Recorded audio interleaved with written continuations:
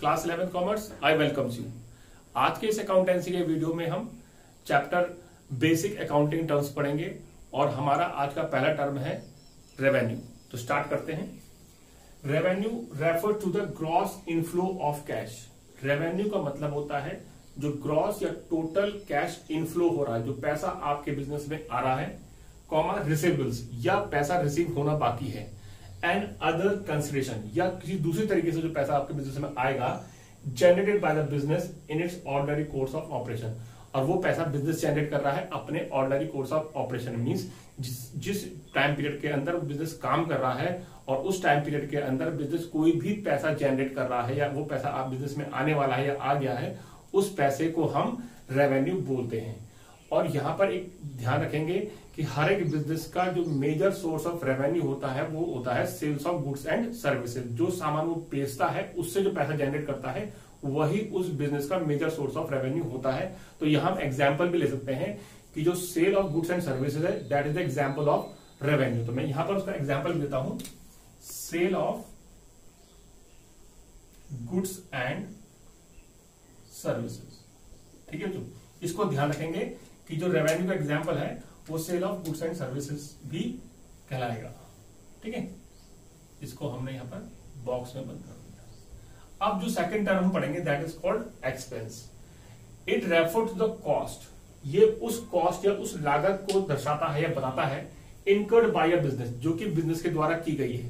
Cost यहां पर लागत हो गई है जो पैसे खर्च किए गए हैं बिजनेस के द्वारा फॉर जनरेटिंग रेवेन्यू। रेवेन्यू को जनरेट करने के लिए, रेवेन्यू पाने के लिए during an accounting period, mean जो भी पैसा बिजनेस खर्च कर रहा है रेवेन्यू को पाने के लिए। अभी हमने यहां पर रेवेन्यू पढ़ा।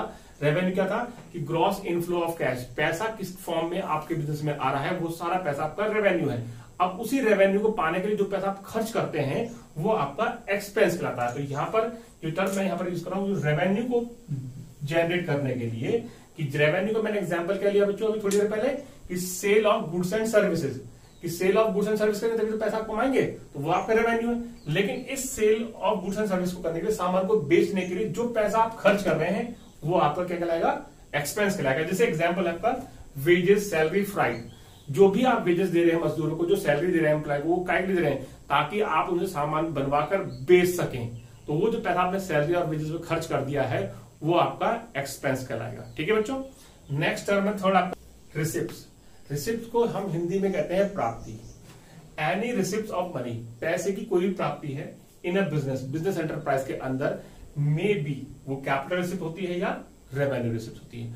अब कैपिटल रिसिप्ट कौन सी कहलाती है, ऐसे रिसिप्ट या ऐसे जो पैसे आप प्राप्त करते हैं, रिसीव करते हैं, जो कि नॉन रिक्यूरिंग नेचर के होते हैं। कैसे नेचर के, नॉन रिक्यूरिंग। अब नॉन रिक्यूरिंग बच्चों होता क्या है, नॉन रिक्यूरिंग नेचर का मतलब होता है जो पैसा आप बार बार रिसीव नहीं करते हैं, साल में एक बार ही रिसीव किया जाता है, उस पैसे को हम नॉन रिक्यूरिंग नेचर कहते हैं। तो कैपिटल रिसिप्ट वो रिसिप्ट कहलाएंगी जो कि नॉन रिक्यूरिंग नेचर होंगी। जैसे कि एग्जांपल लेते हैं, capital contribution by a proprietor in his business.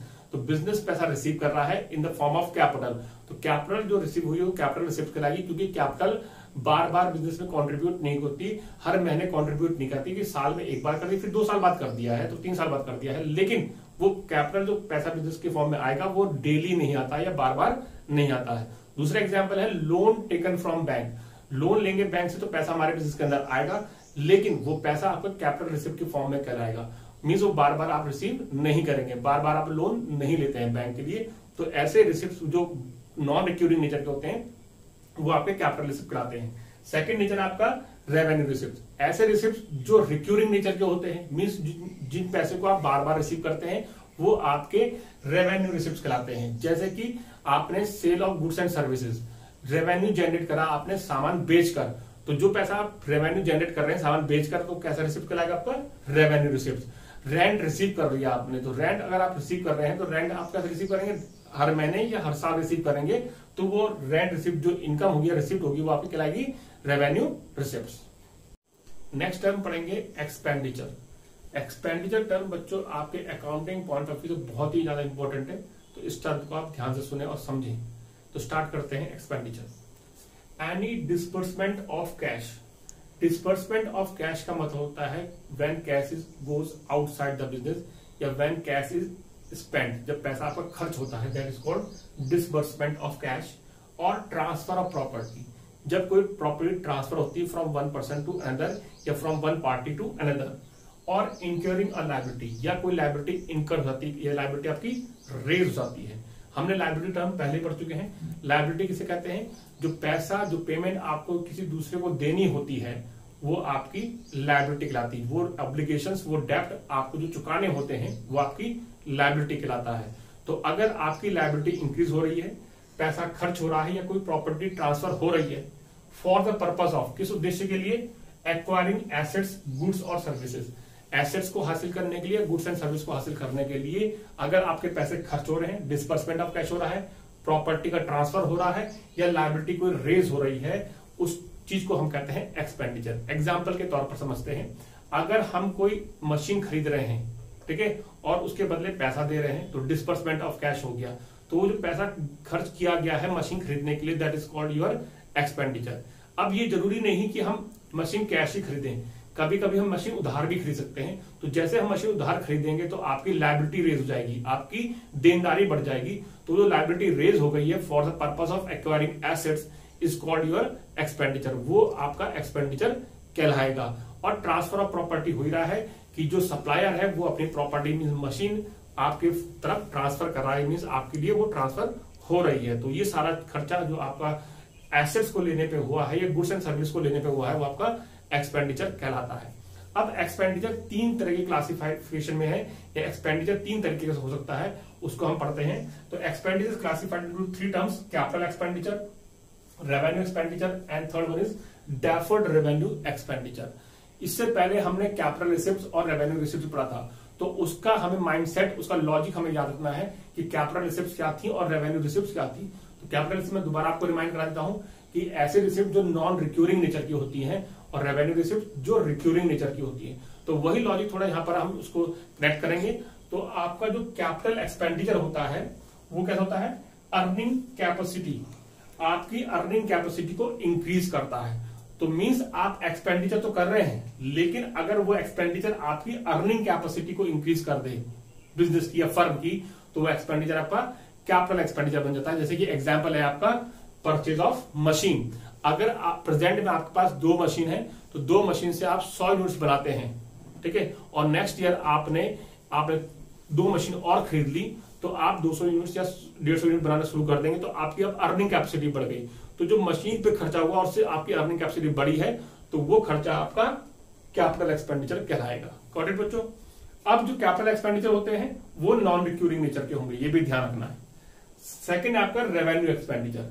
अब रेवेन्यू एक्सपेंडिचर क्या होते हैं? रेवेन्यू एक्सपेंडिचर होते हैं जो आपकी अर्निंग कैपेसिटी को मेंटेन रखते हैं, या आपकी जो एक्जिस्टिंग अर्निंग कैपेसिटी है उसको मेंटेन रखते हैं। वो खर्चे आपके रेवेन्यू एक्सपेंडिचर कहलाते हैं। जैसे कि एग्जांपल है मेंटेनेंस ऑफ मशीन्स।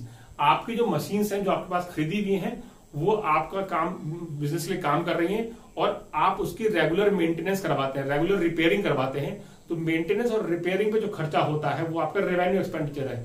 क्यों है? क्योंकि अगर आप रिपेयरिंग कराएंगे तो वो मशीन आपके सही तरीके से काम करते रहेगी over the period of time, समय के दौरान। अगर आप उसकी मेंटेनेंस या रिपेयरिंग नहीं कराएंगे तो मशीन सही से काम करना बंद कर देंगे, तो आपकी अर्निंग कैपेसिटी क्या हो जाएगी? डिक्लाइन हो जाएगी। तो इसलिए आपको अपनी अर्निंग कैपेसिटी को मेंटेन रखना है, तो उनकी टाइम टू टाइम रिपेयरिंग करानी पड़ती है, मेंटेनेंस कराना पड़ता है, तो आपकी अर्निंग कैपेसिटी मेंटेन स्टेबल रहती है। तो उस मेंटेनेंस पे जो खर्चा किया जा रहा है वो आपका रेवेन्यू एक्सपेंडिचर है। गॉट इट बच्चों? दूसरा, यहां पर हम थोड़ा डिफरेंशिएट कर लेते हैं। जो कैपिटल एक्सपेंडिचर होता है वो हमें benefit over the period of time देता है, या समय के दौरान बाद भी देता है। जिस साल हमने कैपिटल एक्सपेंडिचर खर्च किया है उसके आने वाले पीरियड में उससे हम बेनिफिट लेते हैं। लेकिन जो रेवेन्यू एक्सपेंडिचर होता है वो जिस अकाउंटिंग ईयर में, जिस अकाउंटिंग पीरियड में किया गया होता है, उसका बेनिफिट उसी अकाउंटिंग ईयर में क्या होता है? फिनिश हो जाता है या एक्सपायर हो जाता है। जैसे कि मैंने अगर अपनी मशीन को हर साल मैं मेंटेनेंस कराता हूं, जैसे कि फॉर एग्जांपल आप गाड़ियों की सर्विस कराते हैं अपनी कार्स की या व्हीकल्स की, तो वो 1 साल के लिए, 3 महीने के लिए, 6 महीने के लिए वैलिड होती है। फिर 6 महीने बाद, 1 साल बाद आपको दोबारा से अपनी कार की या व्हीकल की सर्विस करानी पड़ती है। तो वो सर्विस में जो खर्चा हुआ वो 1 साल के लिए हुआ है उसी अकाउंटिंग पीरियड में, वो उसी साल अकाउंटिंग पीरियड में एक्सपायर हो जाएगा। तो वो आपकी अर्निंग कैपेसिटी को मेंटेन रखता है। जैसे वो अकाउंटिंग पीरियड एक्सपायर हुआ, फिर आपको दोबारा से उसकी सर्विस या मेंटेनेंस करानी पड़ती है, तो वो आपके खर्चे क्या कहलाते हैं, रिक्यूरिंग नेचर के, तो वो रेवेन्यू एक्सपेंडिचर बन जाएंगे।